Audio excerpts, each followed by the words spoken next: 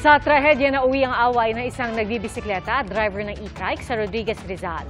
Ang gitgitan nila sa kalsada humantong sa paluan hanggang sa mauwi sa paninirador at pamamaril na ikinamatay ng nagbibisikleta. Saksi, si Rafi Tima. Bumunot ng baril ng lalaking yan tsaka binaril ang sumusugod na lalaking may bitbit na tubo. Bagamat tinamaan na, nahampas pa ng biktima ang gunman. Maya-maya, tumayo ang gunman at tumakbo. Pag-atras ng sasakyan, makikita sa gilid ng kalsada ang nakahandusay na biktima.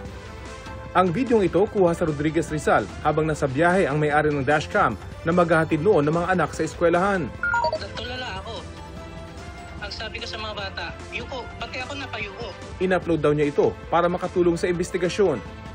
Dead on arrival sa ospital ang biktima na kinilalang si Toto Garcia. Pabigyan naman ng hustisya yung asawa ko. Maghanap buhay lang naman. Ayon sa nagdadalamhating asawa at anak-anak ng biktima, nag-ugat ang pamamaril sa gitgitan sa kalsada. Sa kuha ng CCTV, wala pang isang oras bago ang pamamaril, tila napikon ang nagbibisikletang si Garcia sa pagkakakat sa kanya ng isang e-trike. Nauwi ito sa paluan. 2x2 ang tangan ng nakabisikleta habang tubo ang sa e-trike driver. Nasakta ng e-trike driver at dito na rumesbak ang kanyang pamilya para pagtulungan si Garcia. Nakapagpa-blatter pa sa barangay si Garcia pero pag-uwi niya sa bahay, nakaabang na raw ang pamilya ng e-trike driver at sinimulan daw silang tiradurin. Nung titiradurin niya ulit ako, si mama yata ang tintuwa niya. Tumalikod ako para ako ang tamaan. Tinamaan ako sa likod. Hindi naman masamang pumunta ng barangay dahil iyon yung makakaresolba. Depensa ng tatay ng suspect sa paninirador ng anak, nasaktan kasi ang kapatid nilang e-trike driver ng tamaan ng 2x2 kaya kinumpronta nila si Garcia.